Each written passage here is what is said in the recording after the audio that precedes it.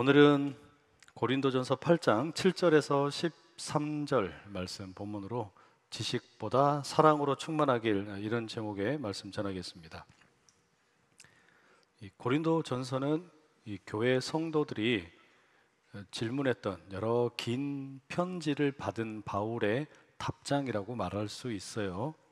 이 교회 안에 여러 문제가 생기고 또 다툼이 생기고 또 갈등이 생겼습니다. 이제 거기에 대해서 이 교회를 설립한 이 바울에게 질문을 하고 또 답을 구하는 겁니다. 이 바울은 그런 고린도 교회의 상황을 잘 알고 있었어요. 그런데 이 교회 문제에 직접 먼저 들어가는 게 아니라 1장에서부터 6장까지는 이 문제를 해결하기 위한 기반을 닦습니다. 토대를 닦아요. 그걸 우리가 신학적 원리라고 이렇게 부를 수 있는데, 그게 십자가의 이 복음이다 말씀을 드렸어요. 다시 좀 말씀을 드리면, 먼저 첫째로는 사람의 지혜보다 하나님의 어리석음이 더 뛰어나다. 둘째는 그 하나님의 어리석음이 뭐냐? 그게 십자가의 복음이다. 그리고 셋째는 그 십자가의 복음이 우리 모두를 구원하였다. 그 마지막 네 번째는 그러니까 우리에게 급선무, 제일 중요한 것 중에 하나는 하나 되는 것이다. 이게 바울이 6장까지 반복해서 이야기했던 내용이에요. 그리고 이제 7장부터는 이 본격적으로 교회 성도들이 질문했던 내용에 답변을 합니다. 7장에서 우리가 먼저 살펴본 것은 결혼에 대한 것이었죠. 예수님을 믿게 된 성도는 계속해서 이 결혼 관계를 유지해야 되느냐, 재혼은 어떻게 하느냐, 이혼은 어떻게 하느냐, 청년들은 결혼해야 되느냐 말아야 되느냐, 이와 같은 문제에 대해서 바울이 결론적으로 하는 이야기는 뭐냐면, 결혼을 하느냐 하지 않느냐 이것보다 더 중요한 것은 내가 좋은 사람이 되는 거다. 우리가 이제 그런 이야기를 나눴죠. 그죠? 자, 그리고 이제 오늘 8장에 오게 되면 이제 또 다른 질문에 대해서 이 바울이 답변을 합니다. 자, 1절 말씀 한번 같이 읽어 보실게요. 시작.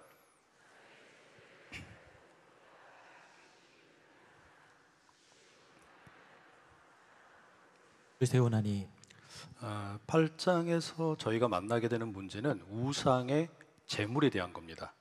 그러니까 우상의 제물로 바쳐졌던 음식이 있는데 이거를 먹어도 되느냐 먹지 말아야 되느냐, 여기에 대한 이 질문이에요. 여러분 어떻게 생각했어요? 우상에게 바쳤던 그 제물, 이거 먹어도 될까요? 먹지 말아야 될까요? 이게 명쾌한 답을 지금 기대하면서 질문을 한 건데, 이 바울은 쉽게 답변을 하지 않아요. 이게 이제 다른 신약 성경의 말씀과 좀 비교가 되는데요. 사도행전 15장 28절 29절에는 아주 단순하게 답을 줍니다. 성령과 우리는 이 요긴한 것들 외에는 아무 짐도 너희에게 지우지 아니하는 것이 옳은 줄 알았노니 우상의 제물과 피와 목매어 죽은 것과 음행을 멀리할지니라. 이에 스스로 삼가면 잘 되리라. 평안함을 원하노라 하였노라.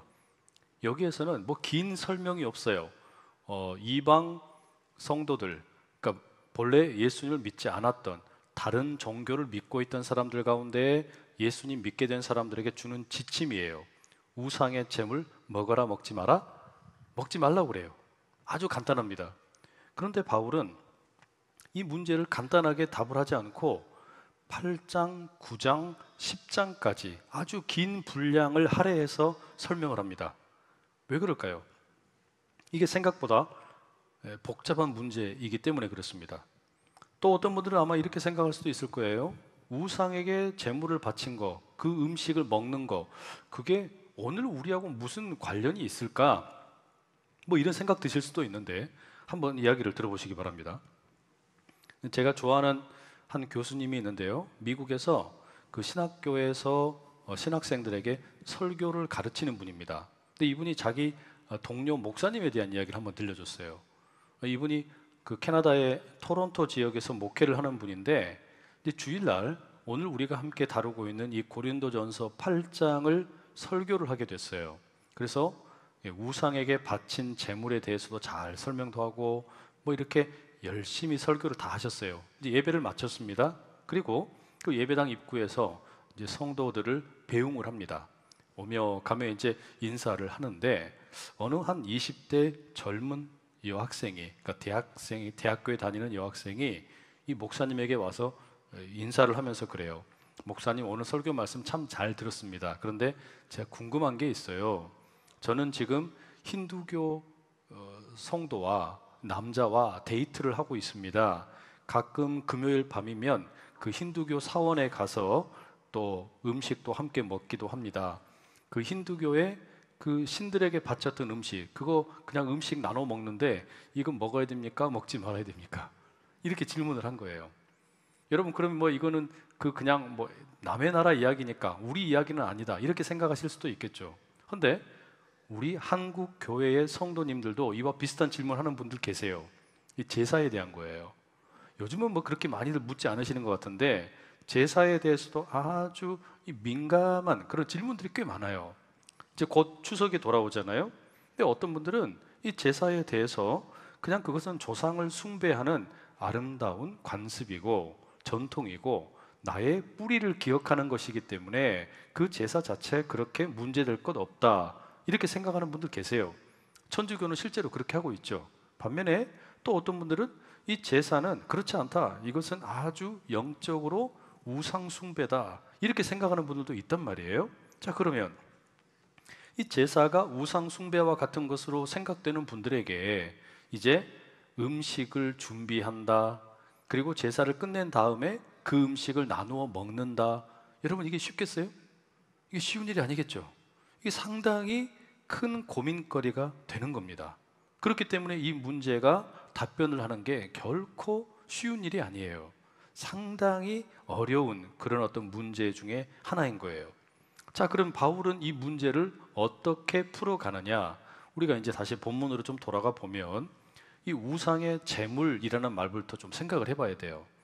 우상의 제물이라고 하는 것은 이 신약 성경에 사용된 경우를 보면 크게 두 가지가 있어요. 그러니까 우상에게 바친 제물이, 첫 번째는 뭐냐면 그 이방의 신전에서 그 신들에게 예배를 드리는데, 제사를 드리는데 그 현장에서 참여한 사람들에게 나누어 주는 음식이 있어요.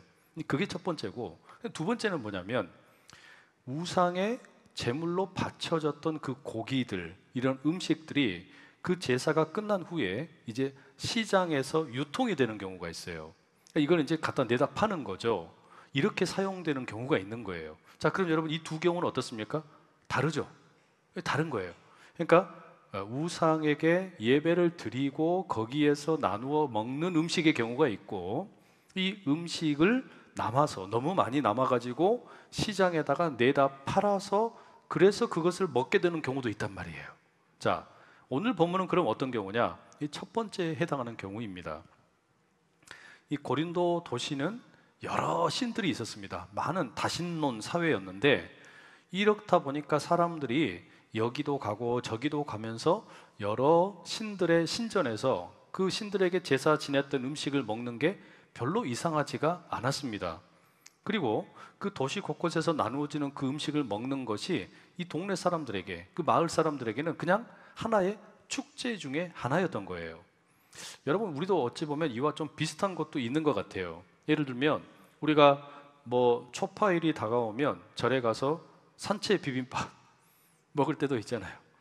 또 우리가 뭐 성당에 갔더니 뭐 옥수수를 주는 경우도 있고, 우리 교회는 어떻습니까? 교회 예배 드리지 않더라도 우리가 앞에서 뭐 솜사탕을 만들어 주기도 하고 떡볶이를 나눠 드리기도 하고 붕어빵도 나눠 드리기도 해요. 자, 이런 경우라면 그렇게 복잡하지 않겠죠. 왜냐하면 이런 것은 사실은 예배 드리러 와라고 하는 게 아니라, 제사 드리러 와라고 하는 게 아니라 그냥 찾아오는 방문객들에게 환대의 차원에서 나누어주는 음식이에요. 뭐 그런 별로 문제가 안 되겠죠. 그런데 이 본문의 경우는 이것보다는 조금 더 복잡해요. 왜냐? 이게 단순히 그 고린도 도시에서 뭐 아프로디테 신전에 가가지고 피자를 얻어먹은 거나 제우스 신전에 가가지고 햄버거를 얻어먹었거나 또는 헤르메스 신전에 가가지고 잔치국수를 얻어먹은 게 아니라 그 신들에게 제사를 지내는 자리에 구경하러 갔다가 거기에서 제물로 바쳐진 음식, 그러니까 그냥 뭐 일반적으로 먹는 음식이 아니라 제물로 바쳐졌던 음식을 그 제사에 참여했던 사람들이나 방문했던 사람들에게 끝나고 나서 나누어 주는 경우입니다. 그런데 거기에 누가 있었던 거냐면 본래부터 그 도시에 살았기 때문에 여기에 대해서 아주 익숙한 고린도 교회 성도들이 몇 사람 구경하고 참여했던 거예요. 그러니까 예수 그리스도를 믿는데 제우스 신전에 그냥 놀러 간 거예요. 예배를 드리러 간 건 아니에요. 제우스에게 절하러 간 건 아니에요. 그런데 가서 보니까 제우스에게 바친 음식들을 그 제사가 끝나고 난 다음에 막 나누어 주는 겁니다. 그러니까 그걸 어떻게? 그냥 받아 먹은 거예요. 자, 이런 경우에 이것을 먹어도 되느냐, 먹으면 안 되느냐, 이거 가지고 논쟁이 붙은 거예요. 이제 바울이 여기에 대해서 답을 해야 되는데, 그러면 먼저 우리가 좀 답변을 좀 드려야 될 게 있어요. 그게 뭐냐면, 이런 제우스가 됐든 아프로디테가 됐든 헤르메스가 됐든 이런 신전에 가가지고 그 우상에게 바친 제물을 먹은 사람들, 당신들 왜 먹었어? 이 사람들이 왜 먹었는지에 대해서 나름의 논리가 있을 거 아니에요. 그 이유가 뭐냐? 이 사람들이 말하기를 우리는 지식이 있다, 우리는 깨달음을 얻었기 때문이다, 이렇게 말합니다. 어떤 지식이고 어떤 깨달음이냐? 4절 말씀 한번 같이 읽어보실게요. 4절 시작. 그러므로 우상의 제물을 먹는 일에 대하여는 우리가 우상은 세상에 아무것도 아니며 또한 하나님은 한 분밖에 없는 줄 아노라. 우상의 제물을 먹는 일에 대해서 아무렇지 않게 생각하는 분들이 계셨는데, 이분들의 그 입장이 뭐냐면, 아니 하나님만이 한 분 진짜 하나님이시고 다른 우상들은 다 그거 가짜 아니냐, 그거는 생명도 없는 것이고 사실상 사람에게 아무런 영향을 줄 수 없는, 다 그냥 조각일 뿐이고 나무 목상일 뿐이다, 그러니 이건 아무것도 아니다, 우리가 이걸 깨달았다는 거예요. 이런 지식이 있다는 겁니다. 그 다음에 이분들이 또 다른 지식이 있어요. 깨달은 게 있다는 겁니다. 그게 8절에 이렇게 되어 있습니다. 음식은 우리를 하나님 앞에 내세우지 못하나니 우리가 먹지 않는다고 해서 더 못 사는 것도 아니고 먹는다고 해서 더 잘 사는 것도 아니니라. 이게 무슨 이야기냐면, 내가 음식 가지고서 내 신앙이 흔들리는 거 아니다, 내가 무슨 음식을 먹었다 그래가지고 영향을 받는 거 아니다, 이렇게 이야기하는 거예요. 여러분 어떠세요? 그러니까 하나님 외에 다른 모든 것들은 다 가짜다. 여러분 이건 맞아요, 틀려요? 맞죠? 그 다음에 음식을 먹는 것 때문에 내 신앙이 흔들리지 않는다, 이렇게 말하는 것도 여러분 일리가 있어요, 없어요? 일리가 있어요. 맞는 말이에요. 그러니까 그 아프로디테 신전이나 제우스 신전이나 이런 데 다녀와서 거기에서 구경하다가 예배드린 게 아니라 그냥 구경 갔다가 제사 음식 나눠주니까 먹은 사람들이 다른 이 고린도 교회 성도들에게 이야기하는 거예요. 여러분, 아니 제우스가 됐든 아프로디테가 됐든 헤르메스가 됐든 그것들 다 가짜 아닙니까? 그런 거는 존재하지도 않습니다. 그러니까 안심하세요. 문제 갖지 마세요. 그리고 생명도 없는 신에게 바친 그 음식, 아니 그게 우리가 먹는다 그래서 무슨 문제가 됩니까? 내 신앙에 아무런 영향이 없습니다. 나에게 있어서 오직 한 분 주님은 예수님 뿐입니다. 그러니까 나는 이 음식에 의해서 전혀 영향을 받지 않습니다, 이렇게 이야기한 거예요. 그런데 이런 이야기에 대해서 다른 성도들이, 그 교회 성도들이 불편한 거예요. 이걸 받아들이지는 못하겠는 거예요. 문제가 된다고 생각을 한 겁니다. 그래서 싸운 거예요. 자, 이러니까 바울이 뭐라고 답변하냐? 다시 우리 1절 한번 읽어보실게요. 1절 함께 읽습니다. 시작.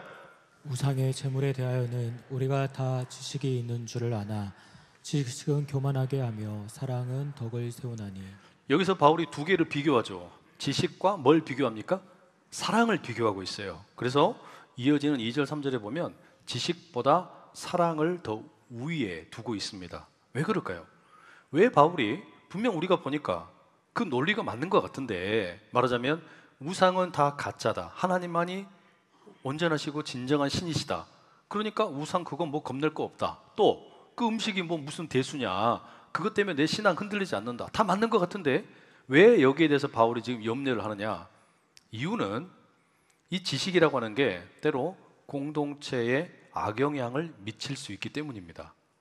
그러니까 내가 가지고 있는 지식이 나는 자유를 얻는 도구가 될지 모르지만 다른 사람들에게는 걸림돌이 될 수도 있다는 이야기예요. 그러니까 나는 아무런 거리낌이 없어요. 나는 이 다른 신들이 다 우상인 것도 알고 그 음식에 아무 문제가 안 된다는 것도 알아요. 그래서 문제가 안 되는데 다른 사람들에게는 문제가 될 수 있다는 겁니다. 예를 들어서 7절에 이렇게 말합니다. 그러나 누구에게나 다 지식이 있는 것은 아닙니다. 어떤 사람들은 지금까지 우상을 섬기던 관습에 젖어 있어서 그들이 먹는 고기가 우상의 것인 줄로 여기면서 먹습니다. 그들의 양심이 약함으로 더럽혀지는 것입니다.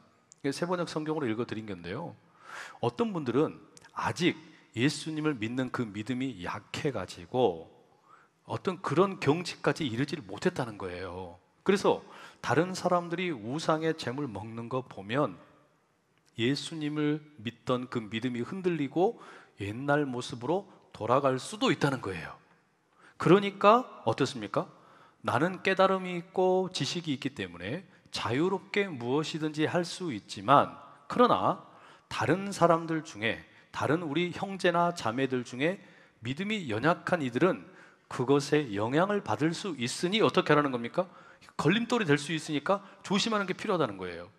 그래서 바울이 8절 9절의 권면을 이렇게 합니다. 음식은 우리를 하나님 앞에 내세우지 못하나니 우리가 먹지 않는다고 해서 더 못 사는 것도 아니고 먹는다고 해서 더 잘 사는 것도 아니니라. 그런즉 너희의 자유가 믿음이 약한 자들에게 걸려 넘어지게 하는 것이 되지 않도록 조심하라. 그러니까 우상에게 바친 재물 그거 먹는다 그래가지고 우리가 막 엄청나게 부자가 되는 것도 아니고, 그거 음식 안 먹는다 그래서 갑자기 깨꼬닥 죽는 것도 아니라는 거예요. 그런데 이것 때문에 영향을 받는 교회 성도들이 있으니까, 그렇다면 어떻게 하는 겁니까? 차라리 절제해라 이거죠. 믿음이 약한 성도들이 그것 때문에 어려움을 겪는다면 그것은 차라리 멀리하는 게 낫다라는 겁니다. 여러분, 지식이라고 하는 것은 좋은 거예요. 나쁜 거 아니잖아요. 지식이란 건 필요한 거예요. 그런데 그 지식이 항상 옳은 것은 아니더라, 항상 최선의 것은 아니더라 이야기입니다. 자칫 잘못하면 믿음이 약한 형제나 자매에게 아주 그냥 커다란 문제를 일으킬 수 있더라는 거예요. 심지어 12절에 바울은 이렇게까지 경고를 합니다. 이같이 너희가 형제에게 죄를 지어 그 약한 양심을 상하게 하는 것이 곧 그리스도에게 죄를 짓는 것이니라. 그러니까 나는 내 지식을 따라서, 내 깨달음을 따라서 우상의 재물 먹는 거 아무런 거리낌이 없어요. 아무 문제가 없어요. 그런데 그걸로 인해서 우리 교회 성도들 중에 연약한 성도들이 시험에 빠지고 어려움을 겪는다면 그게 곧 뭐라는 거예요? 예수님에게 죄를 짓는 거래요. 그게 예수님에게 지금 잘못을 하는 거라는 거예요. 이 말씀은 마태복음 25장 40절에 나오는 그 예수님 하신 말씀과 크게 다르지 않죠. 너희가 여기 내 형제 중에 지극히 작은 자 하나에게 한 것이 곧 내게 한 것이다. 예수님이 그러셨어요. 예수님에게 한 게 아니에요. 직접 한 게 아니라 교회 안에 있는 성도들 중에 아주 연약한 사람, 그를 위하여 내가 한 것이 누구에게 한 거라는 거예요? 예수님에게 한 거래요. 또 그 지극히 연약한 자에게 하지 않은 게 예수님에게 안 하는 거라는 겁니다. 아, 이렇게 이야기해요. 자, 그렇기 때문에 바울이 내리는 결론이 뭐냐면 지식보다 뭐가 더 중요하다고요? 사랑이 중요하다는 거예요. 이 지식보다 사랑이 더 중요하다. 그러니까 지식은 조금이어도 괜찮다, 사랑이 더 풍성한 것이 좋다는 거예요. 이 교회 공동체 안에 있는 연약한 자들을 배려하고 사랑하는 게 훨씬 더 중요하다는 겁니다. 이제 그래서 이 논리가 발전을 하게 되면 고린도전서 13장의 사랑에 대한 아름다운 그 시로 이어지게 됩니다. 거기 보면 첫 번째 뭐라고 돼 있어요? 방언을 말하고 천사의 말을 한다고 할지라도 사랑이 없으면 아무것도 아니라는 거예요. 사랑이 없으면.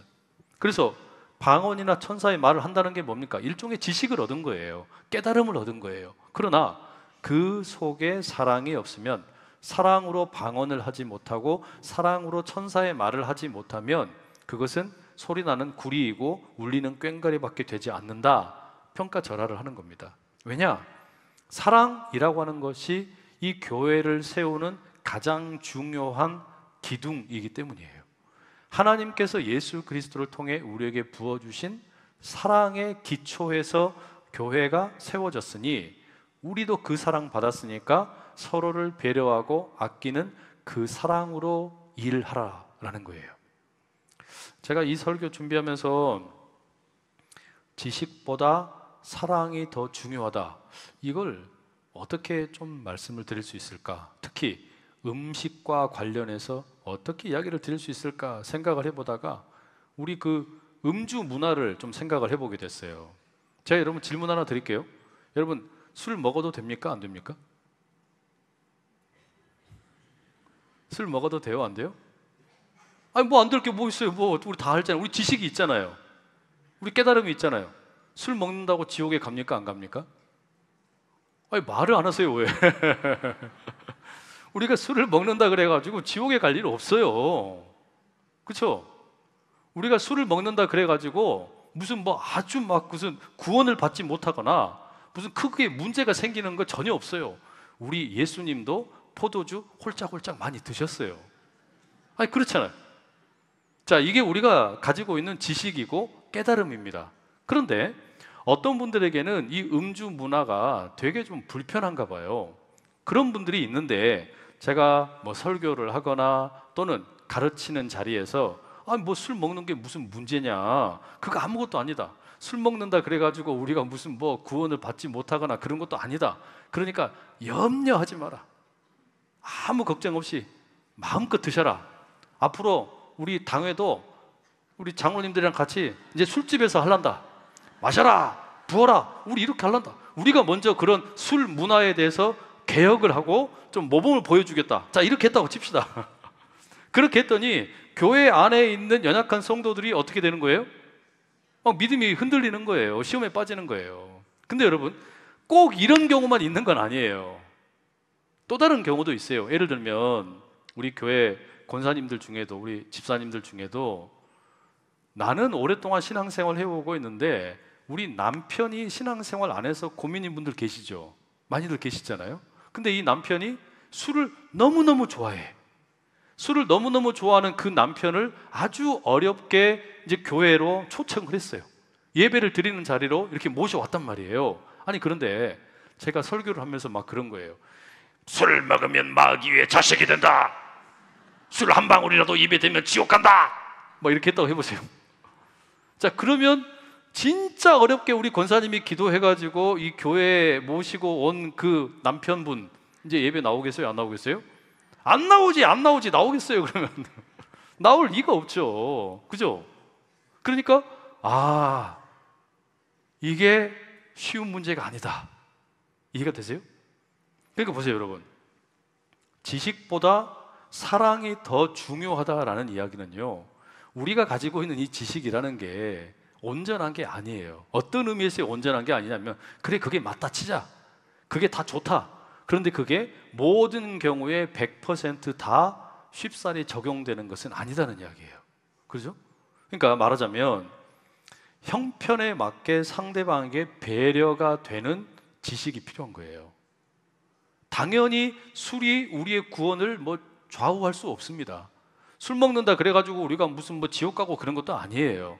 우리가 절제하면서 또 이것을 어떤 가족과 함께 어떤 그 좋은 문화를 만드는 술 문화, 당연히 우리가 그렇게 만들어 가야 돼요. 그런데 너무 거기에 대해서 연약한 분이 계시다면 그것을 굳이 드러낼 필요가 없단 말이에요. 반대로 술이 지금 너무너무 좋은 분이 있는데 또 그런 분에게 이게 술이 구원의 문제도 아닌데 술 먹으면 지옥의 자식이다 막 이렇게 할 필요도 없다는 이야기예요. 그럼 어떻게 되는 거예요? 결국에 어렵사리 교회에 나와서 함께 신앙생활하는 분들이 영향을 받게 되고 믿음으로부터 멀어질 수 있다는 이야기입니다. 이런 경우가 참 많아요 여러분. 그러니까 여러분, 우리가 SNS 이런 거 보면은 음식 먹는 거 막 이렇게 올리는 분들 계시잖아요. 그것도 다 음식 문제인데, 그러면은 그거 보면 어때요 여러분? 아이고 저 사람은 또 어디 만난 거 먹으러 가셨네, 참 형편 좋네 막 이럴 거 아니에요. 어떤 분은 그런다고요. 나는 그냥 내 기쁨에 내가 보고 온 거 사진 찍어서 올리고 나 이렇게 좋은 시간 보냈다, 여행도 갔다, 이렇게 자랑을 할 수도 있고 뭐 이렇게 내용을 날릴 수도 있어요. 그런데 그거 보면서 어떤 사람은 어떻게 생각해요? 상처받는 사람도 있어요. 그것 때문에 괜히. 그러니까 여러분, 나는 내 자유로 내 생각 그냥 올리고 이렇게 나누었는데 어떤 게 과연 이게 지금 다른 사람에게는 어떻게 비출 수 있을까? 이 고민이 든단 말이에요. 왜? 자기 중심적인 세상이고 내가 가지고 있는 지식과 이 깨달음을 가지고 나는 자유롭게 하는 건데, 그런데 그게 때때로 다른 사람에게는 돌이키기 힘든 아픔이나 상처로, 문제로 다가올 수도 있다는 이야기예요. 자, 그래서 여러분들에게 소개시켜드리고 싶은 영화가 하나 있어요. 제가 언젠가 말씀드린 적도 있을 거예요. 그 바베트의 만찬이라는 영화인데, 이 영화의 배경이 덴마크의 아주 외딴 섬에 살고 있는 작은 청교도 사람들입니다. 이 마을 사람들이 다 청교도들이기 때문에 아주 금욕적인 삶을 살고 그냥 아주 절제된 그런 삶을 살아요. 음식도 뭐 맛있는 음식을 먹는 게 아니라 그냥 아주 뭐랄까요, 밋밋한 거, 단조로운 이런 음식만 먹는 사람들이에요. 근데 이 사람들이 다 예수님을 믿는 신앙인들이거든요. 청교도들이거든요. 근데 최근에 이 사람들이 싸웠어요. 갈등이 생긴 겁니다. 마치 고린도 교회처럼 막 분파가 생기고 나누어졌어요. 심지어 아주 막 말다툼도 하고 적개심이 생겼어요. 근데 이 교회 공동체를 이끌어가는 게 누구냐면 이 두 자매입니다. 이 두 자매는 이 교회를 세운 설립자 목사님의 딸들이었어요. 근데 이 아버님은 돌아가시고 딸들이 이 교회를 이제 이끌어가게 된 거예요. 어느 날 이 딸 두 사람에게, 그러니까 이 자매들에게 프랑스 파리에서 이 도망을 친 바베트라는 이름의 여성이 찾아오게 됩니다. 이 바베트는 그 프랑스 파리에서 이제 내전이 일어나고 전쟁이 일어나면서 남편도 잃고 자녀도 잃고 망명을 하게 된 거예요. 이제 도망을 쳤어요. 그런데 이 바베트를 두 자매가 안아주고 품어주고, 그래 우리 집에서 함께 살자, 이렇게 이제 배려를 해주게 됩니다. 근데 이 바베트가 이제 이 두 자매를 거들면서 뭐 식사도 돕고 교회 성도들 섬기는 일도 열심히 하는 거예요. 그런데 뭐 그들이 먹는 음식이 맨날 우리로 이야기하면 뭐 죽, 미음으로 만든 죽, 이 정도밖에 안 먹는 거예요. 그리고 아주 딱딱한 맛도 없는 빵만 먹는 거예요. 그런데 이 바베트의 본래 직업이 뭐냐면 아주 유명한 식당의 수석 셰프였어요. 엄청난 요리사였던 겁니다. 그러니까 미슐랭 뭐 선정되는 그런 이 어떤 식당의 레스토랑의 요리사였어요.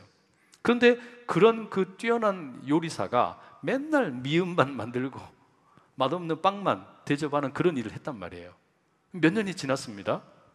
이 바베트가 자신이 프랑스에서 복권에 당첨이 되어가지고 아주 상당한 금액을 받게 됐다는 것을 알게 되었습니다. 자, 이걸 어떻게 할까? 이 돈을 어떻게 할까? 고민을 하다가 이거를 나를 환대해주고 섬겨주었던 우리 두 자매와 이 마을 사람들, 우리 교인들을 위해서 음식을 만들어 대접해야 되겠다, 이제 이렇게 마음을 먹습니다. 그리고 교회 성도들에게 음식을 대접하겠다고 이제 광고를 하고 이제 준비를 하는 겁니다. 이제 드디어 이 수년 만에 바베트가 자기의 음식 솜씨를 뽐내게 된 거예요. 그래서 기쁜 마음으로 이제 요리 재료를 막 이제 구매를 하니까 이 섬으로 요리들이 막 들어와요. 그 재료들이 보니까 막 살아있는 거북이가 오고 살아있는 메추라기가 오고 거기에다가 뭐 온갖 이상하게 생긴 재료들이 막 속속들이 들어오는 거예요. 이걸 보고 이 두 자매와 이 청교도 성도들이 다 막 걱정을 하는 겁니다. 우리 전통에 이런 건 본 적이 없거든요. 우리는 이런 걸 한 번도 본 적이 없어요. 야, 우리는 늘 그냥 절제하고 금식하고 이런 음식은 절대 안 먹는 그런, 우리는 어떤 금욕적인 삶을 살아왔는데 이거 마귀의 장난 아닌가? 우리 이거 먹으면 막 믿음의 영향을 받는 거 아닌가? 그런 걱정을 하게 된 겁니다. 그런데 이 두 자매들은 바베트를 너무 사랑했어요. 그래서 바베트에게 그런 요리하지 말라고 단념을 시킬 수가 없는 겁니다. 결국에 이 두 자매와 다른 교회 성도들이 다 함께 모여가지고 회의를 합니다. 이 음식이 지금 이제 바베트가 만드는 음식이 좀 걱정이 되기는 하지만 우리가 다 바베트를 사랑하니까 그녀가 준비하는 음식을 우리가 먹자. 우리가 먹기는 먹자. 다만 절대로 음식을 즐기지는 말자. 이렇게 다짐을 한 거예요. 우리가 주니까 음식을 먹기는 먹되 절대로 즐기지 말자, 이렇게 다짐을 했어요. 자, 그리고 드디어 잔칫날이 되었습니다. 그 식탁이 준비가 잘 되고 멋있는 이 그냥 하얀 식탁보를 깔았어요. 거기에다가 막 은으로 된 어떤 식기도 나오고 포크도 나오고 나이프도 나오고 준비가 다 됐습니다. 멋지게 생긴 막 그 양초도 막 만들어 놓고요. 이제 순서를 따라서 음식들이 나오기 시작을 합니다. 이 앉아있는 사람들이요, 다 걱정이 돼 죽겠어요. 나 이거 음식 먹으면 이제 신앙이 흔들리고 마귀가 내 속에서 역사하는 것은 아닌가, 막 이런 걱정을 하는 겁니다. 그래서 이제 음식을 이제 줬으니까 먹기는 먹어야 되잖아. 의심을 하면서 떨리는 마음으로 막 먹는 거예요. 먹어보니까 어때요? 기가 막히거든. 너무너무 맛있거든. 그런데 이걸 어떻게 해요? 티를 내면 안 되잖아. 그러니까 먹는데 맛은 있는데 티를 안 내고 막 이러고 있는 거예요. 다 티를 못 내고 그러고 있는 거예요. 그런데 희한한 일이 벌어진 거예요. 이 맛있는 음식이 차례대로 코스를 따라서 막 나오는데요, 이 음식을 먹다 보니까 사람들이 찡그리고 있고 인상 쓰고 있고, 절대로 내가 여기에 대해서 이 음식을 즐기지 않겠다라고 생각했던 사람들이요, 음식이 들어오니까 점점 얼굴이 밝아져요. 점점 밝아. 다 함께 웃는 거예요. 그리고서 그 식탁에서 무슨 일이 생겼냐면, 서로 용서하지 못하고 서로 갈등하고 서로 다투었던 것들이요, 거기서 눈 녹듯이 다 없어져 버린 거예요. 그 음식을 먹는 자리에서. 그래서 이 영화의 제목이 바베트의 만찬이에요. 요리를 대하면서 희한한 일이 벌어진 겁니다. 다 함께 음식 먹으면서 표정이 밝아지고 용서하고 그리고 배려하고, 그런 가운데 다 먹고 난 다음에는 이분들이 손을 다 함께 잡고요, 하나님을 찬양하고 기도하고 이렇게 아주 하나가 되는 시간을 가졌어요. 여러분, 지식보다 사랑으로 충만하다는 거, 여러분 바로 이런 모습 아니겠어요? 바로 이와 같은 식탁을 만드신 게 우리 예수님이에요. 예수님께서 주님의 살과 피를 내어주셔서 우리에게 성찬을 차려주시는 거예요. 이 성찬에 참여하게 될 때, 나중에 이제 우리가 이 고린도전서에서 나누겠지만, 우리는 이 자리에 참여할 때 우리 안에 있던 다툼이나 문제나 갈등이나 이런 것들이 함께 다 녹아 없어질 줄로 믿습니다. 왜냐하면 거기에는 지식은 조금, 그리고 사랑은 많이 나누는 자리가 되기 때문입니다. 교회는 바로 그런 곳이에요. 교회는 지식이 많고 사랑이 적은 곳이 아니라, 지식은 적고 사랑이 많아서 어떤 경우가 되었든 상대방을 배려하고 또 사랑으로 품어주고, 그런 은혜가 우리 가운데 늘 가득할 수 있기를 간절히 축복합니다. 기도하겠습니다. 사랑하는 주님, 우리에게 지식은 조금, 사랑은 많이 충만하게 도와주시옵소서. 혹여 나의 지식이, 나의 자랑이 교회 안에 있는 다른 성도를 아프게 하거나 넘어지게 하는 무기가 되지 않게 도와주시고, 도리어 사랑으로 서로 이해하고 배려하는 기쁨의 은총이 넘치게 하여 주시옵소서. 그리하여 하나가 되는, 하나님을 기쁘시게 하는 복된 우리가 되게 하옵소서. 예수님의 이름으로 기도드립니다. 아멘.